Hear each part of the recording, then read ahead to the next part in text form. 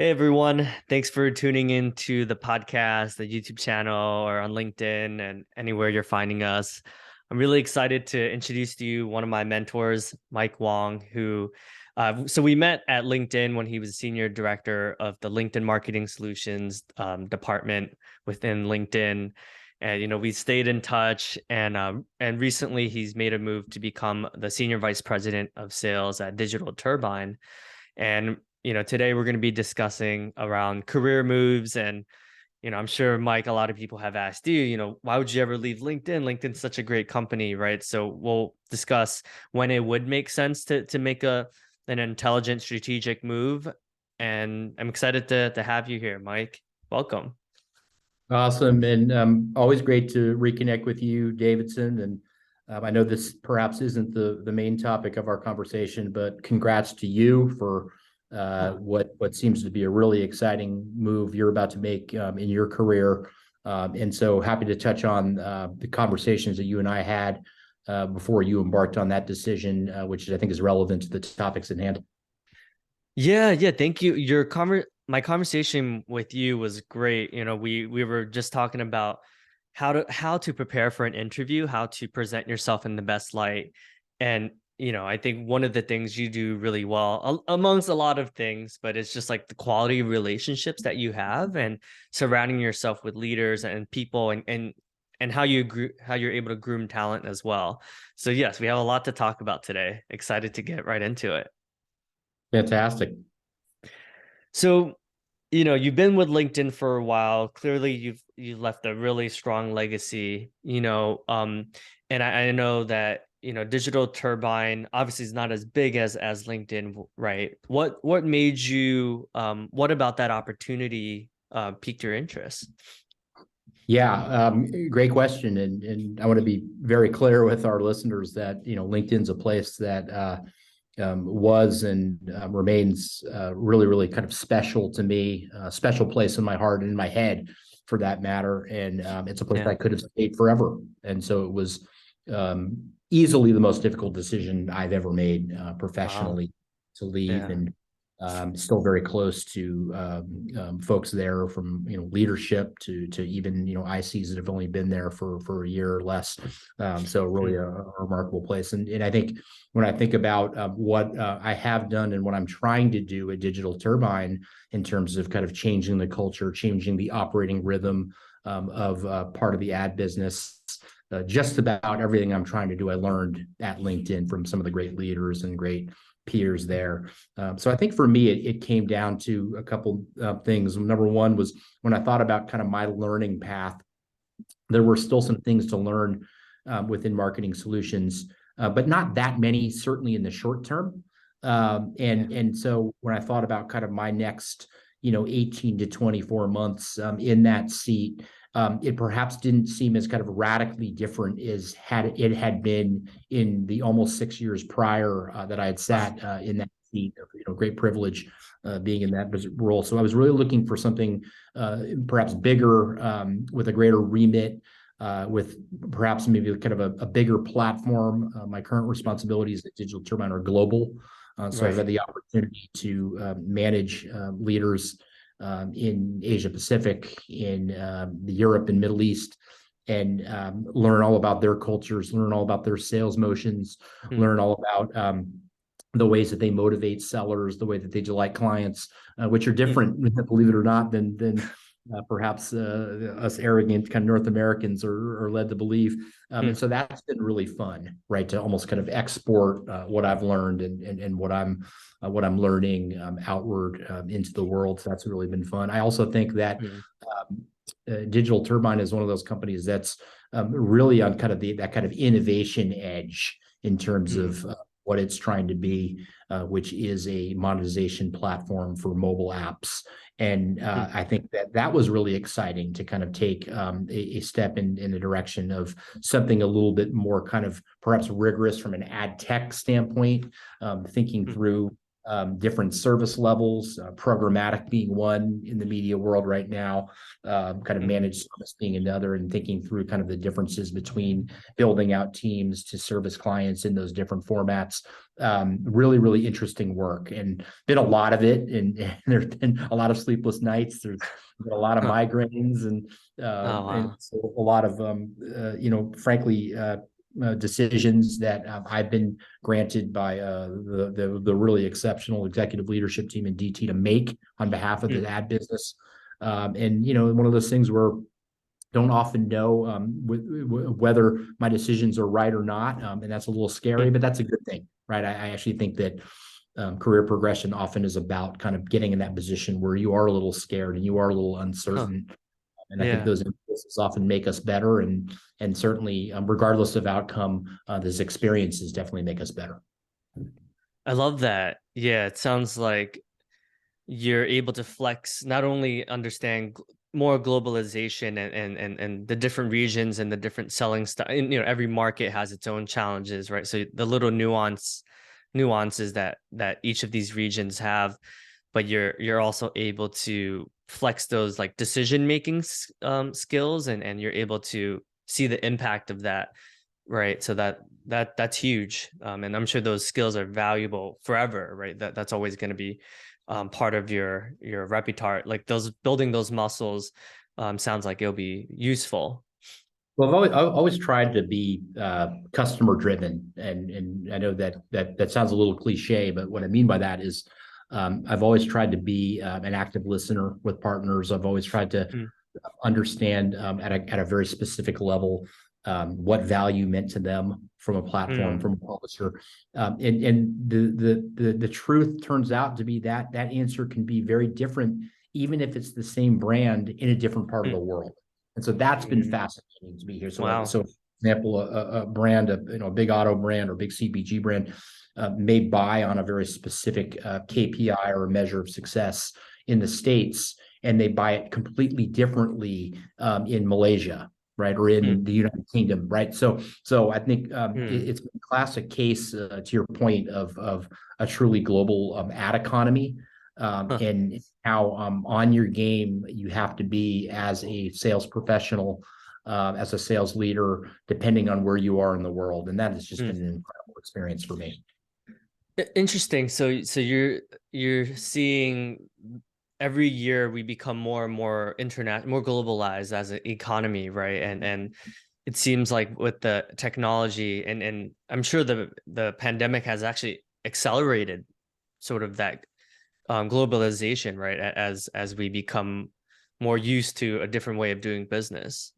Yeah, I mean, and I think, and again, there have been essays and white papers published on this topic about what, to your Mm. point, the pandemic has done in terms of the way people work, the way people collaborate, and of course the raging debate between kind of hybrid versus remote versus on location. And I don't have any of those answers. I think that there are so many different ways to be successful and be productive, but I think it has been really meaningful for me to make a trip to Asia, a couple of trips to Europe. The Middle Mm. East is on my radar for early calendar 2023, and to Mm. talk to clients and to truly understand their pain points, Mm. truly understand how a platform, and in my case, mobile advertising, can deliver value, can grow, can earn Mm. more investment, can be a trusted advisor. All Mm. those things are really important, and I think they're important at a local level. So it's a little bit Mm. of a paradox, right? Because the economy is becoming more global, but I Mm. think the issues and the specific ways to resolve those issues have never been more local. If that makes Mm. sense. Interesting. So it sounds like your active listening skills and just the quality of relationships that you build with your clients. It sounds like similarly like your teams, as you're building out teams, as you're interviewing, and as you're you know um finding trust reliable people to produce. It's been that's interesting. Do you see like a common difference between like taking care of your clients and then ultimately like helping your team sell better in terms of solving some of those pain points? Yeah, I mean, I think I look for those traits when I recruit. I look for those traits when I interview, and I often ask people, candidates for various roles, whether they're individual contributor roles or leadership roles, like, what makes you a great teammate? Give me a couple of examples of something you've done that have kind of had a halo effect for the entire team or the Mm, entire organization. And sometimes, and then I'll ask a question which I know often pops up on LinkedIn and other job sites, which is tell us about your biggest setback, what you learned from it. yeah. And one of the great types of answers I always hear was, here was something that was a setback for me, but it's something that Huh. I kind of paid forward to others so they would avoid that mistake, or that they would be better, or they'd show up in a different way Mm, when they had that opportunity. And I think there's so many of those examples in sales, whether you're selling SaaS or whether you're selling services or you're selling media. It doesn't matter kind of what you're mm, selling. All these examples of like, here's something I did. I wish I'd done it better. I may not have an opportunity to make that up, but what I can do is turn to the person to my left or right and make sure that he or she mm, does it better, more strategically. So I actually mm, look for those things. It's a great call out on your part. I do. I try to identify those traits early in candidates, especially when they're trying to do something really hard. And most of mm, these sales jobs that we're all chasing after and people pursue are really hard. mm. And it sounds like you're interviewing like a lot of people as you're building out these teams, right? What have you identified as some of the top key characteristics that have set apart, people who are consistently reliable and versus folks that are, I guess they call them run rate reps, right? I and I know that we're in a very difficult time, and I want to express that to all folks that are listening to us today. There have been, layoffs at some of the iconic companies out of Silicon Valley. Yeah. And in talking to some of those folks who have been let go almost without rhyme or reason, top Mm, performers that have been there a long time, almost no mm, way to kind of understand the calculus behind why those decisions are made, but they were made. mm, But we are Digital Turbine specifically. We're still in growth mode. We're still hiring. I've actually posted on LinkedIn our job board, active searches for really, really incredible roles in all regions. So that's just kind of a PSA there. mm, But to answer your question, one of the things that I really admire is people, especially in sales roles, who show up for interviews almost like they're making a pitch, right? And so you show up for an interview, certainly for a job that you really wanted, a company that you really wanted to work for, just like you'd show up for the biggest deal in your pipeline, right? You have to have that mindset, and you have to think just like when you're pitching a product like you've done successfully, like, well, who else is going to be pitching after me? Who else pitched before me? What are the things mm, that I need to think about? What are the mm, questions I need to ask? And I feel like it's a direct comparison to most of these interviews, certainly kind of quota carrying sales roles and sales leadership roles, where you have to have that mindset of like, hey, I'm going to win this, just like I'm going to win that singular deal. And I found mm, that the candidates that show up with that mindset, whether it's said or unsaid, have performed the best. mm, And there's all sorts of tricks of the trade, if you will. And these are not. I don't claim to be, kind of revolutionary here in saying these things, but certainly if you're interviewing with public companies, getting your hands on as many earning transcripts, mm, as many analyst reports as you can. If you're interviewing with a private company, obviously harder information to get. There are right. fewer sources, that kind of stuff. But being scrappy, asking friends of friends or friends of friends of Uh, friends about if they've okay. had experience working for these companies, and so getting a good sense of the competitive landscape Mm, is really important. One of the great questions that I often get when I turn it over to the candidate to ask me anything on their mind is, when you lose a deal or when your business contracts with a client, why? Why are you losing? Right. That's mm, to me a very strategic question, kind of a classic kind of challenger question. right. That's number one. Number two is great question I get is often like, who else in your space is doing this really well? And it's so Right. interesting because I think you're almost trained to think like, when you're interviewing a company, you want to make them feel like they're the big enchilada, they're the only game in town. But the reality is in technology, that's very rarely the case, right? And so a really thoughtful question about that, like, hey, who else is doing this really well? Who else do you kind of gaze upon with admiration for whatever reason, and why? I love that question. Another question that I got, and I think you and I discussed this a couple of weeks ago when you were embarking on your search, the final phase of your search, is kind of like, if you think about the person that was doing this before me, what were their gaps? What were the things that they did well? What were the things they did do well? Like, where's the continuity and where's the change kind of in terms of this role? And so I really like questions like that. But there are any number of really good questions. I think what's not really good is having no questions. And I've had the experience, throughout my career as somebody who has hired people, but even recently, of kind of like, you leave that 15-minute block at the end for questions, and the candidate doesn't have any. And there's almost no question that I won't answer, as long as it's not proprietary information, or if it's something kind of a completely off kilter. If it's germane to the business strategy, the success of the company, the publicly stated future vision of the company, the culture of the company, all these things to me are fair game. And if the candidate doesn't ask me those things, I think that either she or he is not that interested in it, or they haven't really thought about what they want, and where they're going to be successful. Yeah, I'm hearing a common theme of just thoughtfulness, right? Like, Mike, you're clearly very thoughtful in your approach and your relationships, and you're a thoughtful guy, right? I think if a candidate lacks the initiative or even the curiosity, like, clearly you have a lot of knowledge, right? Especially in your role, but anyone, right? It's just like, hey, like, how come you're not curious enough to ask? Like, at least spend 15 minutes to think of questions, right?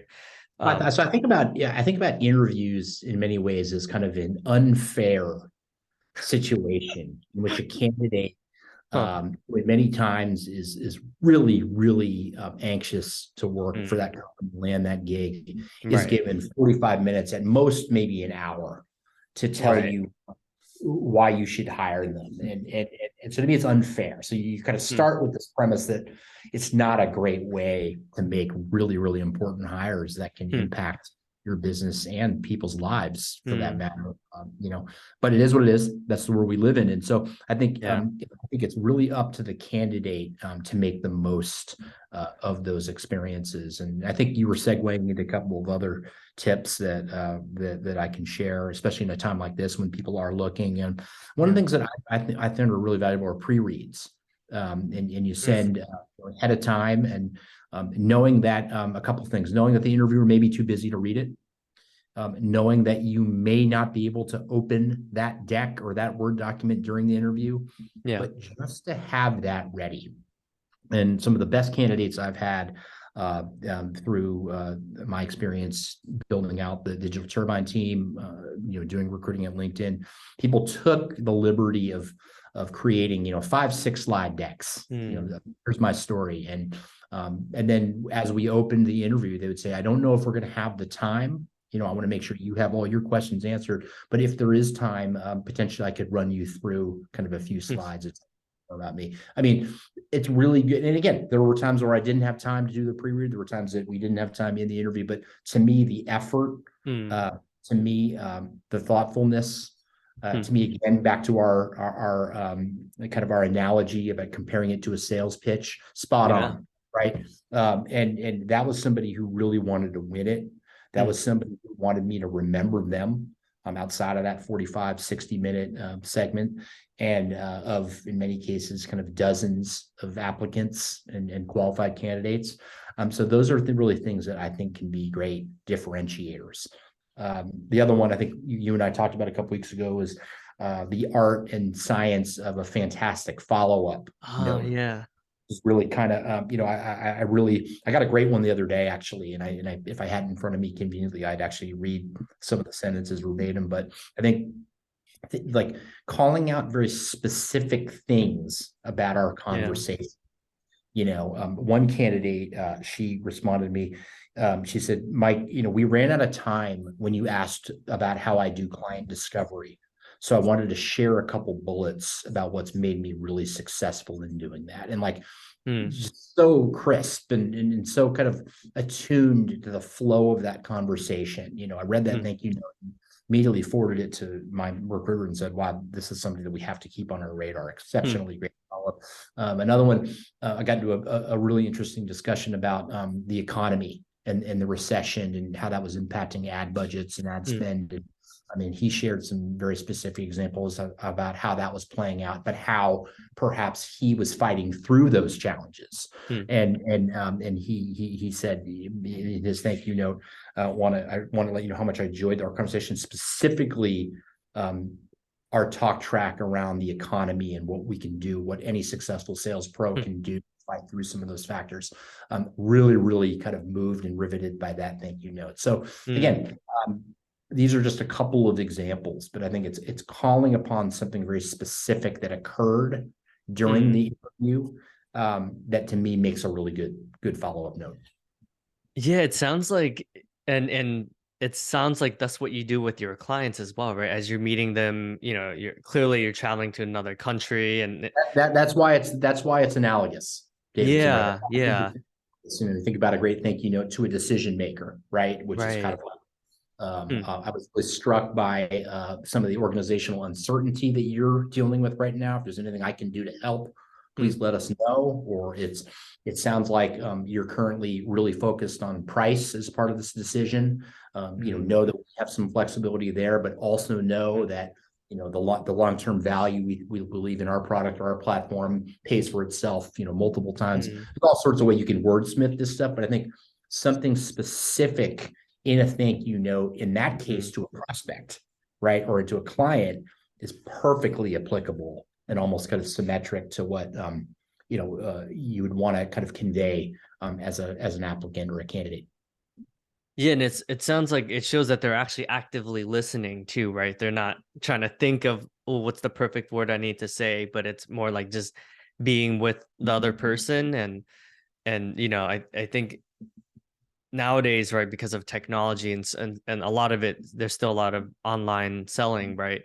You even have tools like Gong where you can like literally go back and rewatch it. So it's almost you cannot almost like don't have any excuse to not be able to mention specific things, right? Because you do have technologies that will kind of you can go back and review, okay, what was the three pains that they mentioned during the call as well. Yeah. That's amazing, Mike. Yeah, a lot of good takeaways. I love what you said about the pre-reads. I know that some of the most successful reps are exceptional about the pre-reads, and it's also you show that you're not wasting their time, right? These executives are extremely busy. They have so many things going on, so it's like, okay, this 45 minutes or half an hour is going to be worth my time. Like I know what to expect. I'm not coming into it saying like, oh man, like where are we in the process, just to get everyone up to speed. And then I like what you said about the follow-ups, right? I think so many of us, like, we prepare so much for the interviews and then we don't write. I mean, I'm sure you've had people who don't even write follow-ups after a meeting with you for 30 minutes or 45 or an hour. It's like, dude, like you just spent 3 hours preparing for this interview. The least you could do is write like a 15-minute follow-up, right? Yeah, it's interesting too because I think at LinkedIn, I could be wrong now, but the policy at LinkedIn for a while was that recruiters would not give out actual emails for Right. Yeah. the panelists, and which I respect that, but let's face it, there are ways to get around that. Right? Right. There's obviously in-mail. You can even Yeah. write one to the recruiter, and you say, Right. please, if you could forward this to Davidson or to Mike or whatnot. And so I think Yeah.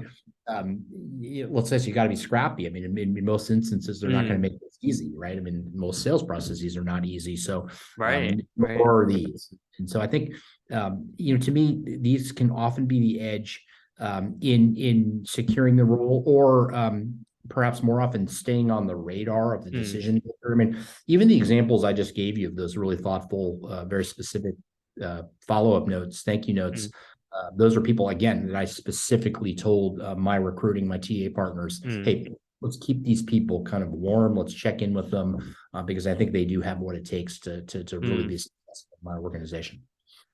Yeah, it sounds like the attention to detail, like the specific, like being that specific, like okay, like this either touched something in me, or this was an engaging, the person did the intellectual work, or that person understands the industry as a whole, right? Is able to add value. Um, so that's fascinating. Yeah, I mean, I think it becomes kind of a leading indicator into how they're going to do the job, right? And Yeah. one of my mentors and closest friends, somebody I worked with within marketing solutions for many years, and one of her mantras is that to be terrific, you have to be specific, and Hmm. it's one of those very very simple mantras that I'll never forget the first time she said that to me, and it just immediately resonated. Like you're Hmm. so right, it's universal, right? But Yeah. specifically in this case around getting something you want, a deal, a job, a Hmm. promotion, understanding at a kind of a many levels deeper than the abstract point, what you Hmm. need to get that thing is critical. And Hmm. so specificity is really important. And it's funny, just even before we got together today, somebody sent me their kind of pipeline report, and it was just so lacking in specifics. It was kind of like, Uh, I'm 87%, 13% gap. That means this hmm. much. And it was like, tell me about that 13%. Tell me what the specific things you're doing this week, next week, following week, Hmm. to close that gap. What money is pushing to the next quarter? What money is still Right. savable? And so, again, a very, very basic example, but how that report on its surface told me very little. Like I could have opened Salesforce and seen that. So it added no Hmm. incremental value to what I already could see. Hmm. It was drilling into each bullet of a kind of call it a Hmm. 4 bullet email summary that really kind of told the tale of the situation and what Hmm. we're trying to do to get out of it. Yeah, that's a good point, right? And I know that Gia, one of the leaders at she led the LinkedIn marketing solutions. Like every time I listen to her speak, I'm like, oh man, like she's such a thoughtful leader. Like I learned a lot from just hearing her speak to when we did when we were a part of the LinkedIn Asian Alliance together. You know, um, what would you say is like one of the something that you learned from her leadership? Having worked under her. We don't have all day, my friends. I could go on and on, and That's awesome. if we're fortunate enough to have the great Jia Hyun listening to this pod. She Uh, knows the impact that she had on me and other leaders that were fortunate enough to work for her. But I think, yeah. um, I think it's rare in business to find somebody who can advise you both tactically and strategically. And tactically, it's kind of Huh. here's the things that you need to be doing now. And then, oh, Huh. by the way, here are the things you need to be doing kind of when you zoom out a little bit to be Mm. successful in the future. And most people operate kind of in one of those areas, but not both. And Hmm. she was a rare individual who was able to do both. I think she Hmm. also was somebody who I think who could be very, very tough and demanding, but also incredibly compassionate, empathetic, and human. Hmm. And I refer to this as kind of a false dichotomy that you have to be one or the other, right? You have to Huh. be really tough, and if you're that way, you can't be also kind and gentle. It's a complete myth. Complete myth. And in fact, Hmm. I would argue that you can create exceptionally great relationships by leading by human first and being compassionate and empathetic and kind, and you'll get great work and output because of that. And Huh. then the coaching conversations become easier, right? Then it's almost kind of like you're the person. And I know I felt this way in times when I worked for Geo, like, wow, I'm really letting that person down. I really Hmm. care for this Oh person, and wow. what I'm bringing is not 100%, or what I'm bringing is not senior director or quality or whatever. Huh. And so I think that you get to that point, you build relationships, reporting relationships, leadership relationships like that. Then it becomes very organic, and so I always felt like with Gia, her expectations were high, but were very clear. and also very kind of obtainable, so to speak. Like she didn't set them so high that you kind of been like, oh my God, I'm never going to be able to do that. And we're always kind of like, can do that. It'll take some hard work. It'll take growth mindset. It'll take, perhaps even some training, but like, I'll get there and I'll be better for it. And so I think about her leadership a lot. I think about others that I've been really, really lucky to work for. And I aspire to do that as well. That's awesome. Thanks for sharing that. Yeah, that's a good point, right? There are leaders who have high standards, it sounds like, but also have the compassion and understands you at that visceral level and kind of pushes you so that they're challenging you to grow. But Yeah, also and honestly, yeah, I'm glad you redirected us there, because that shouldn't just be your boss, right? That should be your peers. That should be people that you surround yourself with. That can even be people that report to you. And I think in one of the great traits of leaders that I've been lucky to be around have been this: almost they'll take feedback from anybody, right? They'll take feedback from somebody who's part of their day-to-day process or part of their kind of quarterly process. They'll be open to. Doesn't mean they have to agree with all of it. Doesn't mean they have to implement all of it. But it means that they're open to that conversation. And so I go back to LMS days, and I think about Diana Liu. I think about Mike Weir. I think about Juliana Jowdy. I think about Anthony Rizzicato. I'm naming people that were great influences on me. And I think one of the things, all very different people, all tremendous leaders in their own right, but I think unafraid to say, hey, you know what? I think there's another level for you to go, right? I think there you can be better. That was good. You can be great, right? And you know what? You can even be exceptional, right? And here's what I've learned how to get there. And I think, and these were all people, for the most part, that were kind of my peers, right? The same level, without reporting relationships, more just kind of like make better. And I think you think about this, kind of tying it back to your first question about leaving LinkedIn. This is why it's hard to leave a place like that, right? Because if you can create an organizational culture where people care about you, they want what's best for you, but they can also push you in ways that are critically important for the business and your development. That's like kind of utopia, right? From a business standpoint, right? And so one of the questions when people ask me, whether it's open or in confidence, say, should I leave this company? Whether it's LinkedIn, whether it's Google, whether it's Salesforce, one of these companies, I kind of say, well, think about what makes it great there. And then can you either have assurances that you'll have that where you're going, or can you recreate that?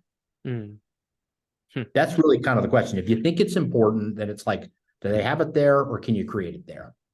And that's really the important question to ask yourself. And I think, and I've been, by the way, this is not me preaching, because I think I've been in situations where I've made moves and I'm kind of like, I should have thought about that. And so what I tell people is, think about everything.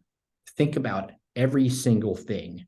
And I think we talked the other day about this kind of decision grid, right? Of kind of like, here are all the things that are important to me, and there's some kind of stack ranking around that. And for me, one of those things was certainly surrounding myself with people who would push me, and I have that now. It's beautiful. Like all those people that I mentioned, I had it almost. I have that now at Digital Turbine. I have people above, people to my left and right who will push me, who will make me better, who will take the time to give me candid feedback, who will, kind of take my feedback, right? Not personally, always professionally.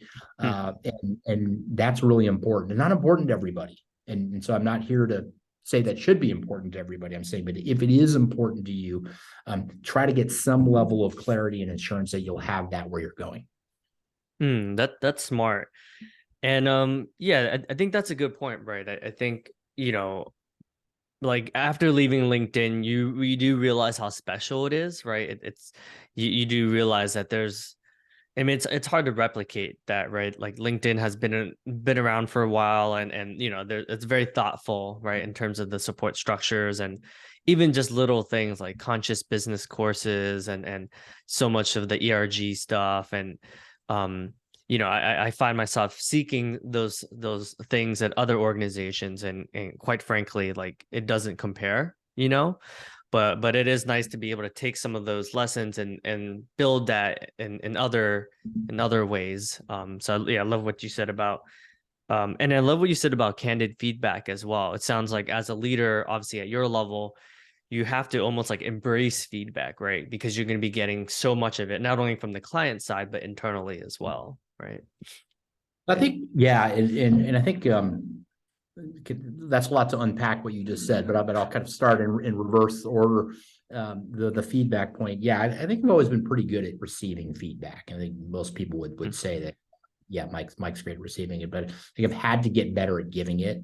I would Oh. argue that I'm still on that journey, Mm, giving it, right, and I think mm, it often stems from the importance of strict kind of compartmentalization, which is kind of mm, like, you know, just because I like you, just because I care for you, just because I understand perhaps what you're going through right now, doesn't mean that I'm going to sugarcoat this feedback at mm. all. So I'm tell you, Yeah. and I've been around, I mentioned several leaders at LMS, I think that had that great gift of Mm, being able to strictly compartmentalize. And I'm more of a kind of a later project and kind of getting to that point. But mm. I will tell you, in the moments where I have been able to flex that way, it's been really liberating. It's been Huh. amazing. I will tell our listeners that if you think about kind of fearless feedback, radical candor, people describe it in different ways. It does Yeah. sound scary if you've never been a participant in it, either getting it or giving Mm. it. But man, it will you'll really be able to take flight if you get it. And I think the lesson that again I would share that many others have shared is it actually is a form of compassion. It Mm. is a form of great caring. And I had Mm. a leader a few jobs ago who really pushed me, and I kind of thought he didn't like me. I kind of thought, hey, I'm not one of his guys. And he had Huh. like a cohort. And he had a group of rightfully so, some people that had followed him from company to company, and I kind of thought, oh, he doesn't like me. But the irony is now, kind of years later, my relationship has never been Uh, better with him. He's somebody I huh. respect. He does too. I like very much, and now I kind of get that. What he was able to do for me and for others was really a gift. Like he Huh. was able to kind of cut through the clutter and the Uh, sugar coating and the kind of like the awkwardness. He just kind of delivered it very straight, and I realized how valuable that huh. was in hindsight. And I may never be able to deliver it like he did and he does, but I can Mm. aspire to that. It's powerful. Well, I think because you're such a people person, in some ways you probably can be more honest and candid because they know it's coming from your heart, it's coming from a good place. But yes, it sounds like because you're so personable and like you're a player coach, right? A lot of times I think it's like harder for people like us that tend to be more people. Whereas like there's some certain people that have a persona that's more like direct and more to the point and less fluffy. But like it was interesting because when you reached out to me to give me feedback at first, I'm like, oh man, like is he gonna rip me a new one? Like what like at first I was kind of like curious, like I wonder why Mike wants to like, talk to me. But then, obviously after speaking with you, I'm like, oh wow, like that was such a valuable conversation because you had, I can like you're able to accelerate some of the lessons so I don't have so instead of me making mistakes like the next 5 years, right, I can implement what you say and I won't have to learn the hard way. So I do appreciate I appreciate you saying that, and I'm glad that it landed well, and I'm glad that it was valuable. And sometimes the way I like to think about these situations is play it back differently. If I had reached out and said, "Hey, you can't go wrong," or "Hey, doesn't matter how you're that. thinking about this, it'll all work out," that Mm-hmm. probably wouldn't have been very helpful. Right. And what I've often found in big decisions, which in our world are very often professional ones, you need both. You need people in your life, whether they be spouses or best friends or people that are going to say like doesn't matter what you do, it's all great. I'm gonna love you. I'm gonna care for you no matter what. There's Mm-hmm. great beauty in that. I don't want to diminish Mm-hmm. it, but I think it needs to be complemented by people who are going to push you. I've Right. had exceptionally great, and I've been lucky to have advisors who've looked at decks, pre-reads that I've sent in Mm-hmm. for interviews or kind of I've shared some thoughts and almost like scripts for how I'm going to present myself, and I've had people say not nearly good enough. You're not going to get that job. Hmm. You're not going to get it. Wow. I know people that have gone that process. They're out prepping you. Oh, I've wow. been in a position to hire for big roles like that. What you're sending isn't good enough. And Hmm. it's amazing because sometimes I think I've sent those almost expecting a pat on the back and expecting the Oh, heads, wow. and you don't get it. And it's amazing. It is absolutely amazing. And I'm sharing this with all the listeners. It's groundbreaking when somebody is able to, again, compartmentalize and say, hey, Hmm. let's park our friendship, our relationship, how we feel Hmm. about each other over here, and let's Hmm. talk specifically about what I know you want, which is Hmm. that job, that promotion, whatever it is. And I'm telling Hmm. here to tell you, it's not good enough. And it's so powerful. And in all those cases, Davidson, all Hmm. those relationships are stronger because of that. Hmm. Without exception, they're all better. Hmm. Because this is kind of, to me, like a definition of trust. Like if somebody trusts the relationship enough to Hmm. give you that kind of feedback, even when they know you're expecting fluff, it is really, really powerful. Huh. And then I've had opportunities in several of those cases to kind of return the favor, reciprocate. Uh, And it's amazing to know you have that trust. huh. She gave me really tough feedback. I was better off for it. I'm going to give her tough feedback. She'll be better off for it. Hmm. And it's so like you end up again, this sounds like it's some kind of Hollywood movie or something, but that's not the point. The point is that it ends up being something that you thought you had. It reinforces what you had, and in many cases it kind of is even more powerful than what you thought you had. Huh. Yeah, that's a good point. I haven't thought about that, but you're right. Like some of the folks that I've had the most sort of like back and forth with, we end up having much better relationships, right? Because I'm like, oh, you're one of the few people who actually challenged me enough to, because everyone, like I said, for the most part, more people are gonna be more like, oh, pat on the back. But there's it's rare when people are actually willing to just be honest and be like, hey, like, can I be upfront with you? Like, this is you're capable of so much more, and it's the folks that often challenge me that at first I'm like, oh man, like, but then after, once you, like you said, I love what you said about like compartmentalizing it. Once you kind of like put away the ego, it's like actually like they have a point, and that is hard for a lot of people, I think, to not take it personally, you know. Good stuff, Mike. Well, we can chat for 2 hours, I'm sure. You have so much valuable leadership insights, and I do have a couple more questions around, being an Asian executive. I know obviously in Silicon Valley, in certain areas, certain bubbles, right? I would say yes, there's concentrations of more Asian executives, but in general, what would you say about, because a lot of people who listen to this podcast are aspire to be like in your shoes one day, right? To be an SVP or senior director at like a LinkedIn or one of the top companies in the world, but they struggle with, they say, hey, I'm the only person that looks like me when I sit around in the boardroom, right? What advice would you give to folks that are struggling with some of those like confidence? Yeah, I appreciate you asking that question, and the struggle is real, right? Those are real things, and far be it for me to diminish, how people may feel about it. And to your point, certainly in kind of a commercial like sales and marketing world, being an actual minority in many instances in those cases, and so can't offer much prescriptive guidance in terms of how people should feel about those situations. I can maybe offer some prescription around like what they should do in those situations. And I think Yeah. it comes down to really kind of what we talked about before, ironically, right? Which is kind of the preparation, the Mm, discovery, asking a lot of questions. What is really important in these mm, roles?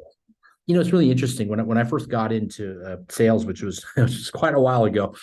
It was very much kind of a what I would call like a wine and dine mm, operation, right? Where it mm, was really people who had big expense accounts, people who had mm, you know tons of kind of transactional relationships, and we're going to hit numbers, we're going to get promoted, we're going to get these positions of influence and power. mm, And I think what we saw really with the emergence of Google. and the complexity of kind of ad tech, digital media, SaaS, it became something like, wow, that's not enough anymore. Like, Mm, it's not enough just to be somebody who can rely on those kind of soft skills, if you will, to mm, succeed.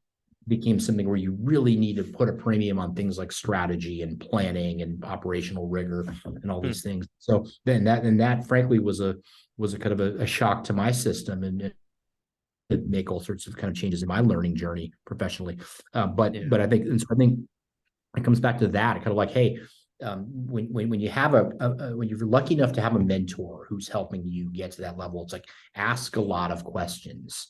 Like, what are the Yeah. most successful things in getting roles like this? Once Mm, you're in, what are the most successful traits of a great leader? And then you take that back, you take stock of all those things, and then you map those back to perhaps some of the very specific things that people of color or people of a kind of whether it's gender, whether it's ethnicity, whether it's race, some minority population feels. One of the great learnings I got from our work on the AAPI community, the ERG within LinkedIn, was hearing these incredible stories of people who came from cultures where modesty, humility are at an uber premium, mm, right? And even talking about yourself in a way, mm. let's be honest, you need to do in most of these interview situations, Yeah. like Yeah. why you're going to do the job better than any number of candidates, why you deserve the Mm. promotion.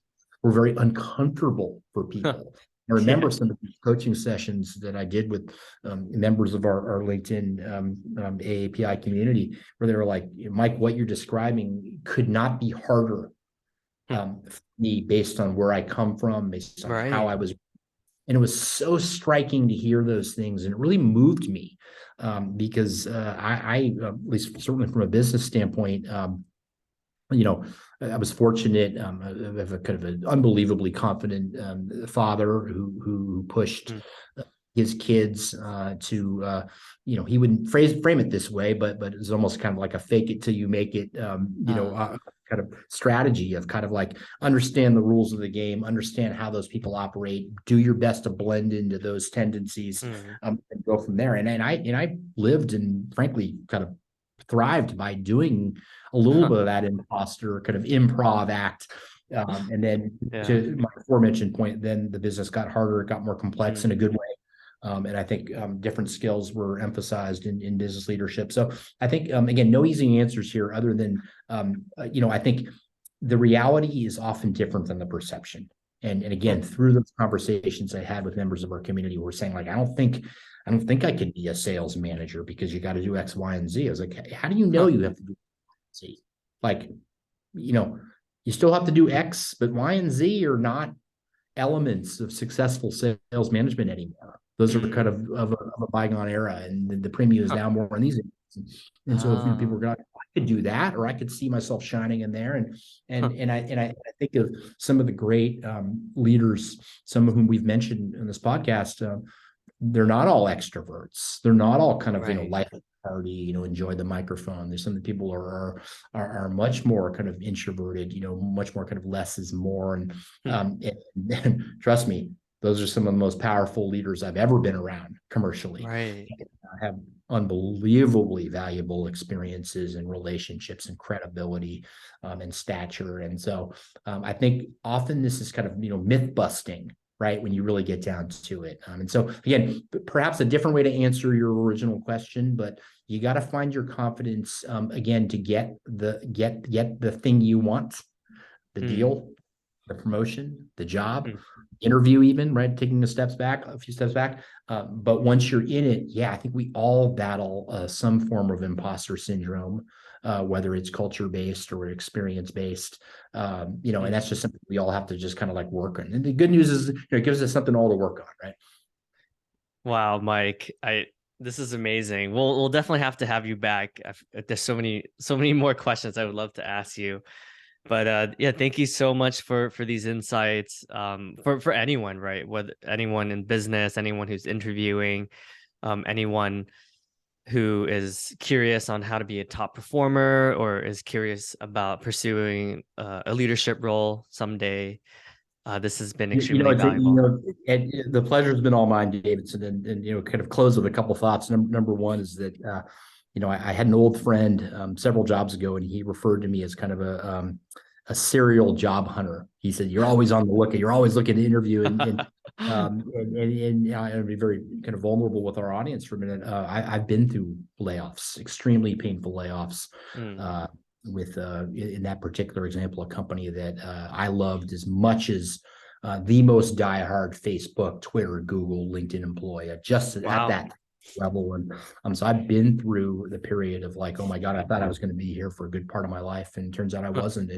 And so to bounce back, to Mm, you know, flex some new muscles, to kind of you know, kind of show up a certain way is really, really important. And so, you know, just want to kind of offer out to listeners. I'm available as a resource. You know, in most cases, my network is theirs. I'm available for coaching sessions. I'm not a certified professional coach, but you know, having been somebody who's been on the interview circuit, does a lot of interviews, happy yeah. to help any way I can, regardless of kind of community background, whatnot. Yeah. That's kind of what I can do, and I think we're all kind of searching for what can we do for people now in this really, really kind of difficult time. And that's maybe Mm, one thing. So hopefully listeners will take that to heart, and they can get in touch with me through you or directly. And, you know, amazing. and we can all get a little better. Well, thank you so much, Mike. I want to acknowledge you for your leadership, for being someone who's always giving to the community, being authentic, vulnerable, being yeah, you're always adding value everywhere you go, and you lead with your heart, and you also have the strategy and the tactical um expertise to add value there as well. So just clearly demonstrated um excellency and all that you do. I'm just so grateful to have you as a mentor, and I can't wait to see what you're up to and what you continue to build at Digital Turbine and beyond. Thank you. Thanks for having me, Davidson. Happy holidays. I think we're right at that Yeah. week where we can start saying that. I'm certainly happy Yeah. Thanksgiving to you and to all our listeners, and excited to kind of bounce back here anytime you want, anytime you think it's valuable. And again, Yeah. my thoughts are with everybody going through something right now, professionally or Yeah. personally. And, let's kind of you know, use this community in the best way possible. Amen. Thank you.